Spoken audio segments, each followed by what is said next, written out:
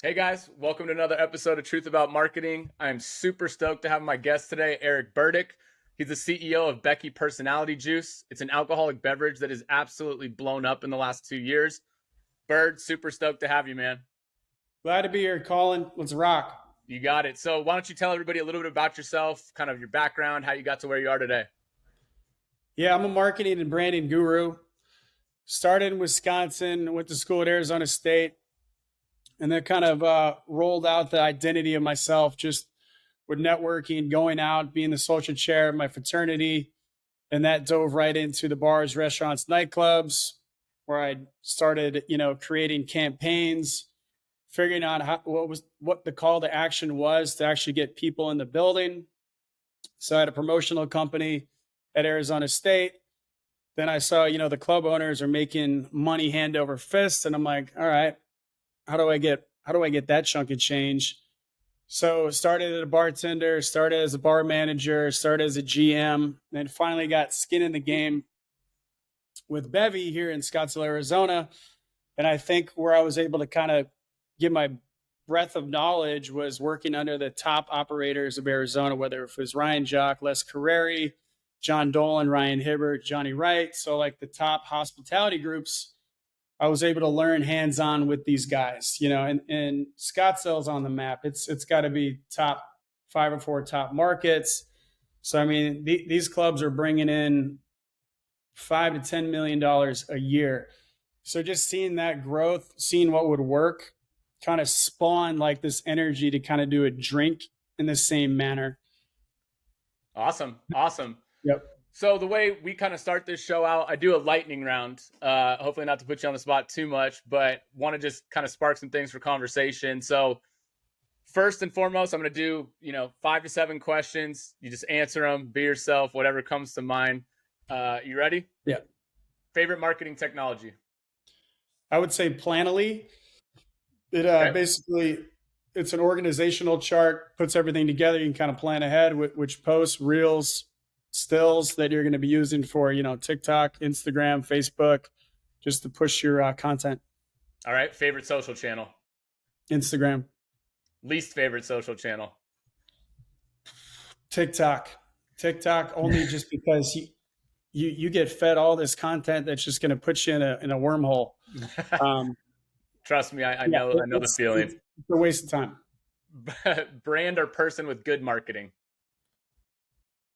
Richard Branson, he's kind of like a book mentor of mine. He was able to take a great name, Virgin, and create the coolest brands.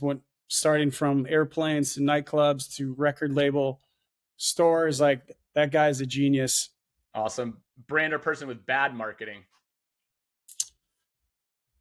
Go Daddy. Favorite influencer or business leader? Gary Vee for sure. He predicts what's going to happen in the future. He's done it numerous times. He's also been in the beverage space, but the guy is a true communicator, and he has created content ideas and strategies for everyone. He is true innovator. Awesome. And then brand or person you like to work with the most? Could be Gary Vee.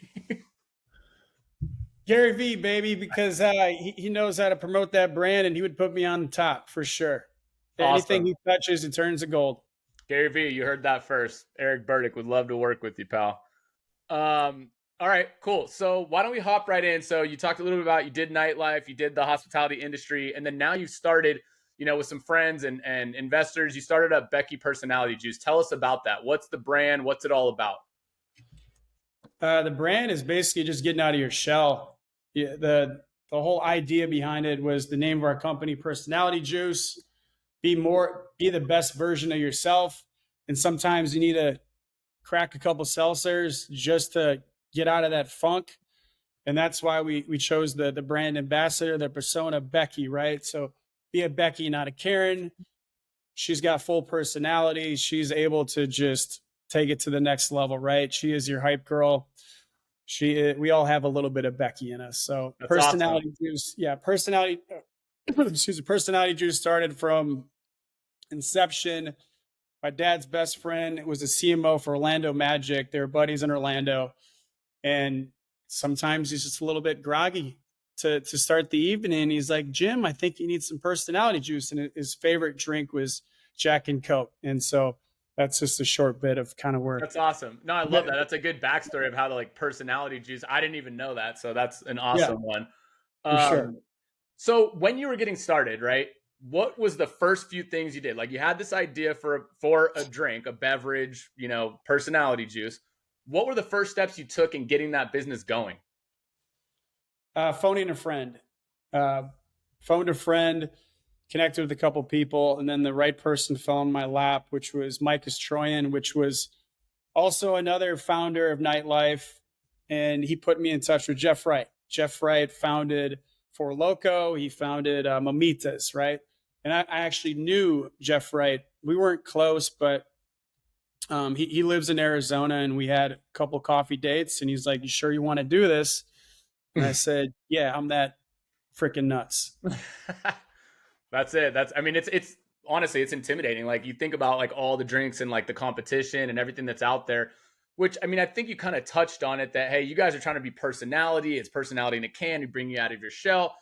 And I think a lot of the times like beverages, they kind of say that without saying it, right? It's like, hey, this is our drink. We see people having fun, right? But you guys are actually like hitting it head on. So as you got the brand going, right? Of course you start with testing and flavors and things like that. Yeah. But then what were the first couple steps marketing wise that you took to like get the brand out there? 3 months prior to launch, we did a Becky Wood kind of house party. And this was like teetering right at the end of the pandemic. So people were kind of like nervous to even go out, but we still made a splash. So the brand creates kind of Instagrammable moments. And that's what we did in the house, right? We had 2 different bars. We catered sushi.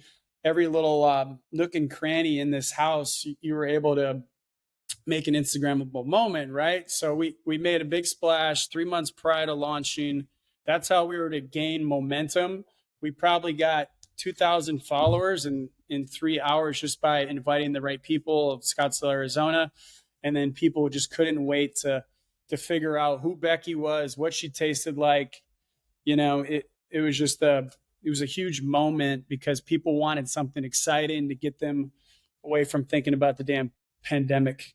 Yeah, I remember it clearly, right? Like people and across the country, once you were locked up for months and months and months, like you were ready to go out and go party, go be with friends, right? And at first, of course, there was hesitation, but I think like taking advantage of that opportunity to say, hey, look, we're gonna come out and we're coming out of this pandemic with a bang was a great opportunity for you guys, and I think you guys nailed it with that. So, as you started to grow, right? So then you got these followers. There's people starting to talk about Becky a little bit. That's a really critical moment, right? Because now people are seeing this for the first time. So, sometimes you could put a bad taste in someone's mouth or they go, oh, I was kind of turned off by them. What was the game plan there to say, hey, okay, now we've come on the scene. Here's how we're going to continue to grow and scale. We thought we were so cool and the best beverage in the world, and then experience hit us straight in the face. So I don't know if I'm answering this, but we were so popular in Old Town in Arizona that we ran out of inventory. And then we learned about the struggles of production, right? So finding the right production facility to make sure that they can handle the pars and the volume that you're doing just with one market with Arizona. And then we ran into the struggles of the beverage world, which is finding bad partners, which the manufacturing plant put in the wrong can. They didn't switch the line parameters. So like it was a couple millimeters off. So our $400,000 production run was a waste. So we ran out of product that first year of that summer. And then we also ran into a bad production run where we lost 80% of our inventory. Wow. So talk about having the highest momentum where everyone wants to taste Becky, likes Becky. And we're in every cooler and every bar and restaurant in Arizona. And then you run out of inventory and then you have a bad production run. Yep. And then we transitioned to a new distributor with Southern Wine and Spirits. And it was a journey. Yeah. You live and learn. Absolutely. Absolutely. So one of those things though, too, like recovering from that. So I mean, I'm sure there's a lot of entrepreneurs, business leaders, things out there like that. When you run into something like that, I mean, again, you're on a startup budget, you're bootstrapping. So what do you do to kind of, I don't want to say pivot, but to manage that situation? I mean, did you have to go raise more money? Did you, I mean, how did that look Yeah. until that happened? Yeah, the beverage world, every week you're raising money.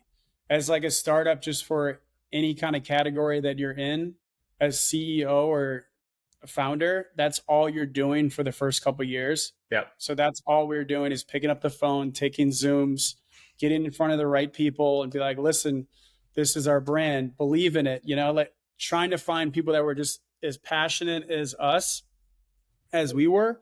And that was one of the biggest struggles, is continually raising money and finding the right investors. And I think that's the biggest issue now, is you have all these startups, but you don't have a way to get in front of the right investor pools, because investors are very particular about what they want to put their money into, obviously. Yep. And when you live in Arizona, most of them are real estate investors, and all they're looking for is that straight return. They want to know how many months they're going to get their money back. They're very conservative. Yeah. So that's one downfall, being in a smaller market. You have a smaller investor pool. And talk a little bit more about that, because like Arizona, again, so there are markets that are, LA, New York, Miami, which if you make it in those markets, seemingly, right, they're so robust and vast that like, hey, it's almost like you made it. Arizona has quietly become a very, popular place to be. A lot of people moved here, a lot of housing being built, restaurants, clubs, hotels, all going up. So I think like you guys were in the right place, but talk about, from a market perspective, you kind of have to overcome that Arizona, stigma of we're not LA or New York or Miami. What is kind of the growth plan from that perspective to say, hey, like now we've really made it here in Arizona. Here's how we're going to get outside of this market. Yeah, I mean, rule of thumb, right, is you want to start with a small sample size, blow that market up, and then slowly grow to other bigger markets. And, just to say, one of our downfalls is we tried to grow too fast. We thought we were going to be the fastest growing hard seltzer at one point. So we tried to jump to Nashville, San Diego, South Carolina, New York, Florida, jump all over the place, when we were like, okay, we need to really bootstrap, and we really need to iron out this business model, because each new market you have is a chunk of more money that you need to put into that market. So there's so many different buckets of money that you have to put into your brand. And just rule of thumb for any other entrepreneurs trying to do a beverage, just take it easy. Slow and steady wins the race. You don't have to be a happy dad overnight. No, just work on your business model, work on the cost of goods, run it like a true business. And one thing that we, Sheldon and I, the other founder, is we get excited when it comes to the marketing time, right? Yeah. So we would throw big parties at these bars, restaurants, and nightclubs, and do the fun things, right? Where you create experiences, and that's what we're good at. Yep. We weren't so good at running as a business in the beginning, but this is the best thing that could have happened to us. Yeah, you learn as you go. I mean, and let's talk about it. Like you and Sheldon, hats off to him, is also a fantastic marketer, creates incredible experiences. He's obviously like a nation and world recognized bartender. So he has a lot of experience in presentation and creating those experiences. Talk about what it's like working with another, real creative, and then like your team in general, right? Like Tao also been a part of this nightlife and stuff and is really good at marketing. So when you guys go to do these marketing events, or, you said Instagrammable moments, like how does that come about? Like, do you guys do collaboration sessions? Is it more like one person tosses an idea and everybody jumps on? Like, talk a little bit about that creative process, because you guys have an awesome marketing machine with Becky. It's honestly an incredible experience when we have our leadership calls on Tuesday every week. And it's basically just a creative session, right? Because we each spawn and get energy from each individual. Like Tao's a creative, Sheldon's a creative, I'm a creative. It only takes a couple seconds to get the fire burning, and we have all these endless ideas. So it's just honestly staying organized and executing them, and then making sure, looking at our bank account to make sure that we can pull these off and make sure we have enough money for them. So that's a great point that you brought up, right? It's like bootstrapped marketing. We talk about it a lot on here. People who are trying to figure out different ways to, make their dollars stretch, things like that. Some, totally for social advertising, some against it. What would you say? I mean, you don't have to limit it to three or anything, but like, what are a few things that you would advise other people if they're on like a bootstrapped marketing budget? What should they do? What are avenues that they can take to try to drum up, interest, sales, whatever it might be, but on a bootstrap budget? Local partnerships all day long, because what you're doing is you're sharing the exposure, right? All these small businesses in a local market, they're all trying to do the same thing. They're just trying to get new customers. So when you guys have these cross promotions and you constantly just reach out to these fun brands that are like-minded, and then you're going to get like-minded customers and new customers. So like the bachelorette groups out here that we have, all the companies that have sprouted up the past couple of years, we've connected with them because Becky is drawn to these bachelorettes and bachelorettes are drawn to Becky. So it's just that consistent partnership connection. You're trading customers and you're trading sales. And I think that's the best way to just build that foundation of loyal customers.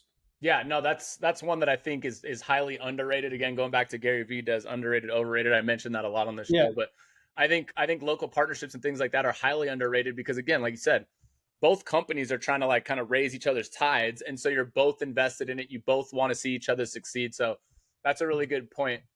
What are some other areas maybe that didn't work so well, right? You guys were like, oh, we have this great idea. We want to push this marketing campaign, and it was like, womp, womp, womp. I think the idea that, or the promotion that stuck out the most was just doing on-premise promotions too much. So I'll break it down, right? So you're throwing parties at these bar, restaurant, clubs that could be one-offs. There could be no writing, there could be no contract in hand, and you just believe just by having a friendship with this person that they're just going to keep you on the shelf. And what you're doing is you're spending so much money for this event, and it's a trade. It's usually a trade, right? So you're bringing people into this bar, and you're raising their sales. But what you're doing is you're still like competing with every other can in that cooler. So let's say these individual buyers, right? Just these patrons that come in and they buy a couple cans at a time, when you could put all this money into a broker that's going to get you into big retail like Target or Trader Joe's, and they're going to be taking 12 cans at a time instead of one can at a time at these bars and restaurants. And don't get me wrong, this is part of the game. You got to pay to play. When I mean, like they're gonna bring you into the bar and restaurant, but the trade is you come in and do samplings, and then you hand out cans and put them in hands. Like that's just the name of the game. Yep. For sure. I think that's one that people struggle with oftentimes too, with any product. It's like, hey, we got to give away some free product. We got to get in people's hands. Like, again, our coffee business that I have, like, you got to get people to try it, right? Like, how are they going to know? Why are they going to spend $20 on a bag of coffee if they don't get to try it first or have some sort of, sampling? So that's definitely a thing, which, everybody's, like you said, you got to pay to play. But I think also another thing that people don't talk about a lot is like the time, resources, and energy that go into those, right? Where that time and money and energy, it's not just the raw cost of the can, but it's also like a lot of resources that you're using to do that. And most of the time, you're not going to see that ROI that day. Like it's going to be, oh, we noticed that in this general area after we did this on-premise event that our sales went up X amount, right? Like that's what you're looking for, but there's not always a direct correlation. That, it's a double-edged sword, right? Because that's how we made our brand in Arizona. Be like, oh my God, Becky's an experience. They're beyond the can. They're more than just a label on a can, man. They're doing fun parties. They're a promotional company. And at the end of the day, you are a marketing and promotional company. That's any business, right? But we were able to, utilize our unfair advantages and really go forward and be like, you know what, we're going to throw a fun event at your place. And then people just started a rippling effect of what Becky was, because it ended up on everyone's Instagram and it was great. Yeah. So I just encourage, you really sharpen that budget and you plan for those rainy days. Yep. Because in the beverage game, when you're a startup, you're getting paid almost last. So I'm talking 30, 60, 90 past that nets. There Right. might be a month where you're not getting deposits, but you're putting money out to the bars and restaurants, and you just got to hold Well, tight, and that's why we have a lovely CFO. I always have a CFO. I'm not a numbers guy, but I'm a marketing guy. yeah. I could get us in trouble. Yeah. That's why we have that balance. Well, and I think that's a huge point too, right? Is to the team around you is so important. Like, you know what you know what you're good at. And I mean, obviously the best business leaders in the world know what they excel at and what they're weak at. And so they put people who are better than them around them. And that's how it should be, right? So you made the point of the CFO, like, I'm also not a numbers guy. Like, if it was up to me, I'd be like, free coffee for everybody. But like, that's not how it works. Yeah. Like, you got to still be able to bring in revenue and things like that. The one that's super interesting for me too with Becky, and I know we've had a lot of conversations about it in the past, is like this whole David versus Goliath thing. I mean, it's a very, very crowded industry. So I know that it can get, I'm sure, very tough at times. You get down on yourself. How do you keep pushing forward as the David in this kind of battle in the beverage game? It's a couple of things, right? It's been a spiritual path for me. So I don't hold any attachments to any outcomes. This is the given present moment that I have. So I need to be creative in this space. And then when you're not judging yourself, you're not judging the outcomes, you have these downloads of creative abilities that just come out of nowhere. You find solutions. That's kind of been that's been kind of like the mental journey for myself, is to realize that, okay, you're in the most difficult category in the world, which is beverage, and there's tech. And to be honest, the beverage system is rigged. It's rigged. I'm dealing with the Anheuser-Busch's. I'm dealing with the High Noon, which is owned by Gallo. They're $1 billion company, right? Yep. So I'm getting squeezed every day, and all I'm trying to do is just take a little nibble of their market share and have them swallow me. And I just want the testimonial to be like, dude, this guy did the impossible. I'd rather do the most difficult thing than something that's going to easily come to me. It's going to be more gratifying at the end of the day. And that's what makes me get up and struggle and take these L's every day. Because we take a lot of L's, sure, but then we wait for those little milestone wins. And that's what gives me the energy to just push forward.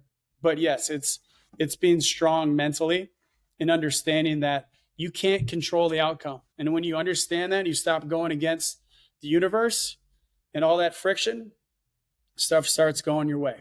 Not on time, but it eventually will start going your way. Yeah, I think that's something that's been a thread amongst like business leaders or like, you know, people who've started businesses. That thread is like, they want to do something that challenges them. And I know in my personal experience of like starting up an agency, even like getting this show going, things like that, I haven't had more fun in my life than I have in the past, you know, like 6 months professionally and career wise. Now, there's a lot of insecurity about where that next check come from, like what, you know, what the next 6 months looks like, etc. But in this moment, I'm staying busy. I'm having great conversations like this. I'm learning a lot. And then in tandem, like I'm meeting a lot of new clients, like getting involved in new businesses. And it's just fun. Like, so I always try to tell people, I'm like, listen, it is not for everybody, right? Like if you can't handle pressure and you can't handle the unknown, like it's going to be hard for you. But if you can, it's so rewarding. So like I piggyback off what you're saying, like you just got to be in that moment and be present and the rest will work itself out. You know what I mean? Just to piggyback on that, right? I've always, like in the past, I've been afraid of rejection. I've been afraid of criticism. And this has put an all-time end to all of that, right? And it's made me stronger. It's, you know, built character, whatever you want to say though, but like it's made me into the man I've always wanted to be, which is fearless. So if I'm able to just do the unthinkable, the crazy, be like, yeah, Bird's nuts. He's doing an alcohol brand. He thinks it's going to be successful. Yeah, well wait.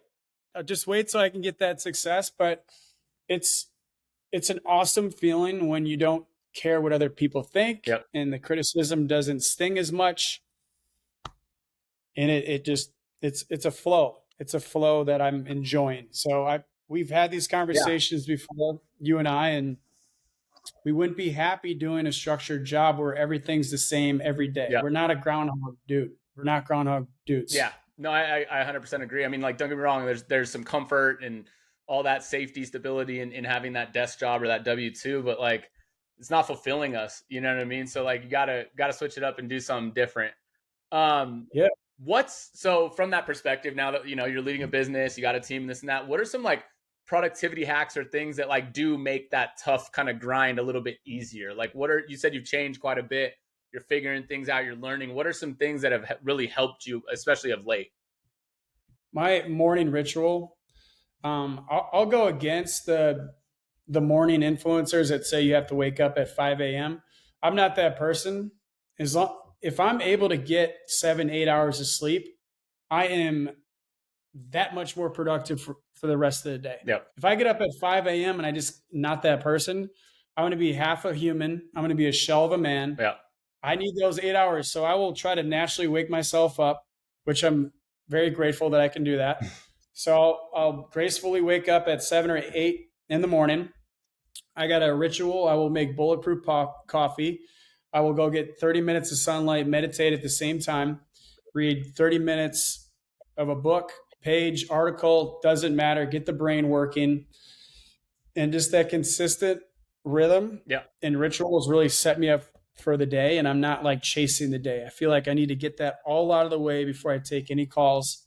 Just that peace and that frame of mind you can have in the morning, that's the most important. You don't need to go make your bed. You really don't need to. That's fine. It's just have that stillness and that quiet mind, and you're able to just crush the day. I've always laughed at that, the whole example of like, if you just get up and make your bed first thing, like you already won. Like, I get the analogy, but the whole point is like, look, you're going to get right back in your bed. And if you're not seeing anybody, nobody's coming over. Is that really that important? No. Point is, get up and do something, right? Something that, so you say, hey, another great one that I've heard that's like an awesome, not productivity hack, I guess, if you will, but like people who don't wake up naturally that have like an alarm, a lot of the times people will set an alarm and then just keep hitting snooze, snooze, snooze, or have like 8 alarms set. The one I heard that I actually like and have started to use is to go set my phone somewhere. The alarm will go off, but it's somewhere that I have to get out of bed to go shut it off. Well, once I'm already out of bed, I don't really care to get back in it, right? So that makes me just get up and go. And the other piece of that is if you hit snooze or you wait for another alarm, you've already taken an L on the day, right? Like you didn't get up when you were supposed to. You didn't. So the whole point being is, dude, just get up, get your ass out of bed and get moving, you know? Yeah. I still need to do that. I need to remove the phone. Yeah, I'm still a scroller when I wake up. Yeah. I know that's a no-no, but still, man, the one accomplishment is being able to sit still. Most people can't sit still. Yeah. Sit still, quiet the mind, and then you'll get downloads of creativity. That's truly, and sleep. So sleep, I'll take 6 milligrams of melatonin, GABA, and valerian root each night, consistent with it. I have to go entertain on the weekends, but you can guarantee at least Monday, Sunday through Friday. Yep. I'm taking the melatonin and my sleep supplement by 10 o'clock. I'm out by 10:30. There you go. Consistency is key. I know this is talked about a lot, but it's making it habitual. You need to make it a habit. Yep. Sleep, baby. Yeah. Absolutely. Well, let's pivot back a little bit. So another topic or hot topic conversation has been like influencer marketing, UGC. What is your kind of advice for people like when working with influencers? I know you've done it. I know you've worked with like people who, whether they're like famous or celebrity, or it's just someone that has a lot of followers because either they're good looking or, have some sort of weird talent or something, right? Like, what is your kind of goal or vision when you're working with influencers? They make your brand. They have so much power these days, and you can't live without influencers if you want people to notice your brand. Unfortunately, this isn't 20 years ago where you can just basically go off of word of mouth. This is the new digital word of mouth. Yeah. So we all strive to be these influencers, right? Whether they're vacationing, whether they're hanging out at the cool parties, whether they have the looks we want. We're all brainwashed, whether we want to believe it or not. It's marketing. Sex sells. Yep. So with Becky, how I was able to do that is just get a bunch of fun, good-looking girls, like 20 of them at a time, pushing the brand, right? And goals for the next year or two is to have like a team of 5 a tier up, and I would provide profit share. I'm looking for someone to, provide equity to, because they're going to help build my brand, because unfortunately there's too much saturation in my space. Yep. I need to do it, whether if it's a celebrity face, whether if it's the top 20 girl influencers, I need to do it. I'll figure out a way. If I can leverage them to raise money, I will do that. Yep. It just needs to happen. It's a lifestyle beverage, and you can't do without them. And that's an important. So yeah. You heard it here first. Becky looking for some movers and shakers to partner with if you're out there and interested in repping a beverage. But yeah, I think, a lot of people just, when it comes to that influencer game, they're just not really sure how to go about it, right? Do I give them cash? Do I give them a percentage of what I sell? The one thing that I try to explain to business owners and leaders when they're like, hey, can you start an affiliate program or like an influencer program? I'm like, listen, if you have a low ticket item and there's an influencer out there that's like, yeah, sure, I can share this and I can push it. Well, if my ticket item is like, $10, $20, it's going to take somebody a lot of freaking sales to get to any kind of meaningful money, right? But what's funny is on the flip side, if I turn that with a low ticket item and I say to an influencer something, they're like, oh, I want $5,000. I'm like, do you know how many bags of coffee or how many cans of Becky I'd have to sell to make that worth it? Like, so it's a very hard kind of power struggle back and forth. That's why this is such an interesting topic that I think a lot of people are interested in, is because navigating those contracts or the relationships are very hard. Yeah, my advice on top of that is to get a headhunting service to where you're not wasting your time, and then you can negotiate what that headhunting service is going to be, and they're going to find your right influencers for your brand, whether you want to go micro or macro or top tier. Yeah. I think starting off, if you're bootstrapping, I would go super micro, just have a bunch of micros and build those relationships and find those influencers that are actually all about your brand, and obviously give them your brand, and they can organically build content. And there's kind of a trick that I haven't used, but this is the new strategy where I want to essentially rent the influencer for the day. I want a day in the life with the influencer to where let's say they're with Becky all day. Yeah. And they get ready with Becky, they go to lunch with Becky, and you get a whole day's worth of content. Yep. That you can repurpose that lifestyle content. And then they can put it on, they can put the certain clips or there's certain reels on their Instagram, and then you can use that content for your own page, and they're going to see that influencer, be like, oh, this influencer hangs out with this brand. Yeah. Oh, yeah. Absolutely. Yeah, that's, yep. I mean, again, trying to just be innovative with the way you go about it, even, or the way you structure, right? Again, like we talked about UGC not that long ago, and, the old, hey, I'm going to do an unboxing and show a product. Like, it's just, it's so transparent. You're like, okay, I get it. Like, I want people to be genuine and to be authentic. So again, like, if you just give someone a camera and a case of Becky, like what happens, right? Like, that's a great idea. It's the best call to action is organic and authenticity, yep. Right? Because everyone's doing the gifting now. They get the box, they get the brand, and it's almost just like a rerun with a different logo, and people are just going to look right over it. So we have to continually change and think outside the box and just change the strategy, which is what Instagram does every day. They change the algorithm. Yep. They want you to stay creative. They want you to be a creator, and they don't want you to keep sending the same content. So that, I think that's why you just got to keep things fresh. And so you talked about from a platform. Yeah. You talked about Instagram being like one of your favorite social channels, and like, what's some advice for people using that? Like, what works for you? What doesn't work for you? Talk a little bit about how much you guys are leveraging Instagram. Cause like you said, it is one of the most prominent and you use it the most. It used to, like, I love it now cause I can use it the easiest and I understand it the most. Right. TikTok, personally, I don't like it, but I think for business, it's almost becoming better than Instagram because Instagram is turning into Times Square. It's turning into Ad Central. Yep. You're turning off the generations that you want to sell to. So they're just consumed too much. TikTok, it's authenticity, and it doesn't have to be high res. It can be low res, but it's more like showing identities and personalities. Yeah. So I think that's where TikTok is winning. Yes, they're starting to do ads, but it's not as crowded space as Instagram. So I'm just saying that because I like Instagram better just because I know how to use it. Got it. Personally, don't like TikTok just because I'm wasting my time. But for business, I think it's very clever. I think that's how you can build a brand overnight is TikTok right now. Right on.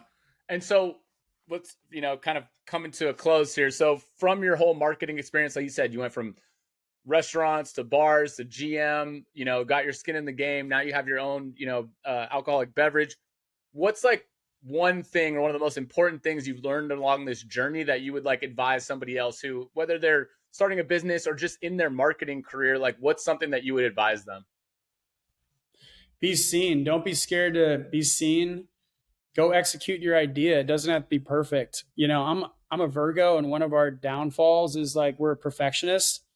I'm an imperfect perfectionist, and I need to dial that back because nothing's ever going to be perfect. You're always going to be working towards your brand, and you're always going to be unhappy. Yeah, your brand's never going to be perfect, man. Just put it out there. You're going to feel so good for just doing it, and then like we talked in the beginning, you learn as you go, and it's going to be gratifying. You're going to just do it. Just do it. Write it down. Talk about it. Figure out what business partners are going to be the perfect marriage. Make sure you're getting into bed with the right people. Yep. And just be passionate about it. Passion brings investors. Passion brings growth.